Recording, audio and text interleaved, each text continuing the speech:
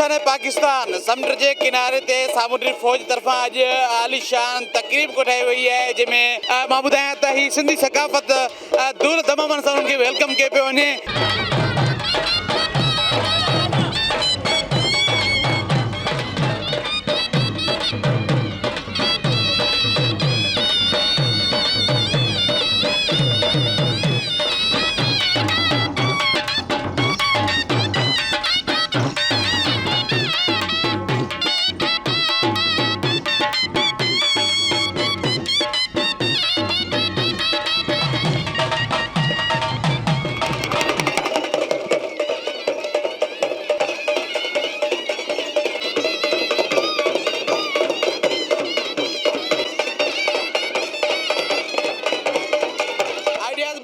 में जिथे दुनिया के केतरनि मुल्कनि पंहिंजी शयुनि खे नुमाया कयो आहे उते सिंध जे सकाफ़त खाते भी पाण मल्हायो आहे जॾहिं त सकाफ़त खाते पारां अॼु जेको आहे सो आइडियाज़ जे हिन सेक्शन जेको निशाने पाकिस्तान में थी रहियो आहे उते मुख़्तलिफ़ स्टाइल लॻाए करे कल्चर खे नुमाइश कयो वियो आहे। उन हवाले सां मूंसां गॾु हिन टाइम सकाफ़त खाते जो ऑफिसर मौजूदु आहे, हुन सां ॻाल्हि कंदासीं। सर, इहो ॿुधायो त केतिरा स्टाइल लॻाया विया आहिनि सकाफ़त खाते पारां ऐं कहिड़ा कहिड़ा रंग हिन में नुमाया कया विया आहिनि? हिन में असां तक़रीबन ईअं सम्झो 5 असां आर्टिज़न वठी आया आहियूं जेको लाइव कमु करे ॾेखारीनि था, जंहिंमें असांजो खेस आहे, झंडी आहे ऐं इन खां अलावा असांजो काशी आहे, कुंभर आहे ऐं अजरक बि असांजो हुते कमु करे ॾेखारीनि था त कीअं थिए थो।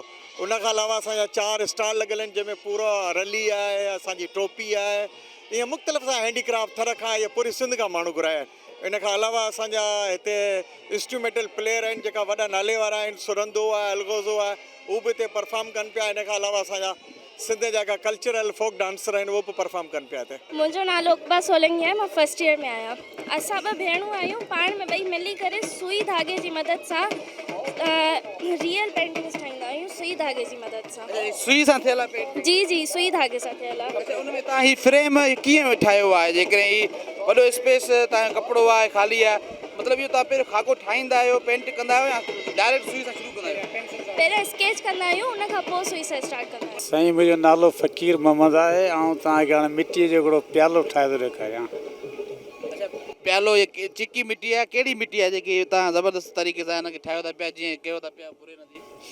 हा साईं, हीअ ख़ासि मिटी आहे, आम मिटी न आहे, ख़ासि मिटी खणंदा आहियूं जंहिंमां हीअ मिटी जा थाम, दिला, माटा, सुराहियूं, गिलास वग़ैरह ठाहे ऐं असीं बाज़ारि में सेल कंदा आहियूं। अच्छा, उन में ॿियो को उन में सीमेंट पवंदो या को अहिड़ी शइ पवंदी आहे? न साईं, ख़ालिस मिटी ईंदी आहे, हिन में का बि ॿी शइ कान थी विझे। पोइ पको कीअं थींदो आहे? हा साईं, हीअ जंहिंमहिल ठही तयारु थींदो आहे पोइ असीं भट्ठी में विझी ऐं उनखे पचाईंदा आहियूं, पोइ रंग बि कंदा आहियूं, वरी गिलेज़ बि कंदा आहियूं, सादो माल बि पचाईंदा आहियूं, मुख़्तलिफ़ तरीक़नि सां हीअ भट्ठी में पचे थो। हीअ आइडिया जेको आहे सो सिंध में थियो ऐं कराची में थियो ऐं सम्झो हुकूमत सिंध हिन जी मेज़बान बि हुई।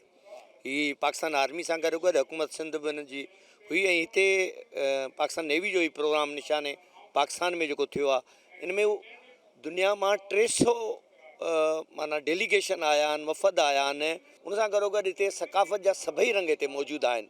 असांजा हथ जा जेके बि कमु कंदड़ आहिनि, खॾियुनि वारा आहिनि, काशी जो कमु आहे, उन सां गॾु गॾु असांजो कुंभार कीअं थो कमु करे, असांजो जनरी वारो कमु कीअं थो करे, उहो दुनिया जे माण्हुनि अॼु हिते ॾिठो त सिंध जी सकाफ़त केतिरी शाहूकार आहे। ऐं असांखे फ़ख़्रु आहे त हिन सॼे माहौल में असांजा जेके फ़नकार हुआ उन्हनि धुनूं वॼाए उन्हनि खे वेलकम कयो। मैं बहुत अच्छा देख रही हूँ कि बहुत हम लोगों को खुशी हुई कि हमारे बच्चे, स्टूडेंट्स और सारे जो लोग हैं दुनिया में देखेंगे कि हम लोग कितनी पीसफुल कंट्री हैं और हम लोग अमन चाहते हैं और हम कमज़ोर भी नहीं हैं। आज की मश्क में क्या देखा आपने, क्या अच्छा लगा आपको? आज की मश्क में मैंने ये देखा कि खाली हमारे साथ पाकिस्तानी नहीं थे, खाली सीएम नहीं थे और दूसरी कंट्री के लोग भी हमारे साथ थे, दूसरी कंट्री के फ़ौज के लोग भी साथ थे। बहुत अच्छा प्रोग्राम था और इस तरह नेवी हर साल करती रहे ताकि अवेयरनेस आती रहे हमारी लोग कौम को। और पैरा राइडिंग बहुत अच्छी हुई और बहुत अच्छी जंप की सारे एयरफोर्स, आर्मी और नेवी ने सबने मिलकर। अच्छा, आपने यहाँ पे म्यूजिक भी देखा है कल्चरली? हाँ, एंटर होते ही साथ इन्होंने कल्चरल प्रोग्राम्स रखे हुए थे, बड़े अच्छे प्रोग्राम्स रखे हुए। म्यूज़िक वॉज रियली गुड, ये हमारा थोड़ा कल्चरल किस्म का टच दिया, बहुत अच्छा था।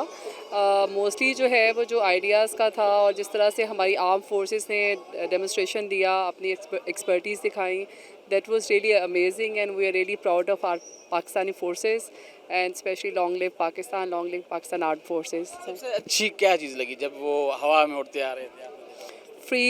Free fall jumping was excellent, that was really amazing. बहुत गूज बम्स हो जाते हैं बिल्कुल 25,000 फीट से जो है वो जंप करना free fall, that was oh my God. लेकिन ये कि दैट वाज रियली गुड, माशाल्लाह से डन वेरी वेल। ऐं सिंध जी सकाफ़त ॾिसी मूंखे तमामु घणी ख़ुशी थी थिए त अहिड़ा इवेंट्स अरेंज कया वञनि ताकी असांजे सिंध जे टैलेंट खे ॾेखारियो वञे त असांजे सिंध में केतिरो टैलेंट आहे, असांजी सिंध जी सकाफ़त केतिरी ख़ूबसूरत आहे, इन सकाफ़त खे ॾेखारियो वञे, मज़ीद अहिड़ा इवेंट्स कया वञनि। निशाने पाकिस्तान में आइडियाज़ 2022 जे सामूंडी फ़ौज पारां मश्क में मौजूदु माण्हुनि जे हवां ॻाल्हि ॿुधी जिन जो चवणु आहे त अहिड़ियूं मश्कूं न सिर्फ़ु सरगर्मियूं एक्टिव कनि थी पियूं पर हिते अची घणी ॼाण पिणु मिले थी पई। कैमरामैन ज़ुल्फी सां गॾु अब्दुल्ला सोलंकी, KTN न्यूज़, कराची।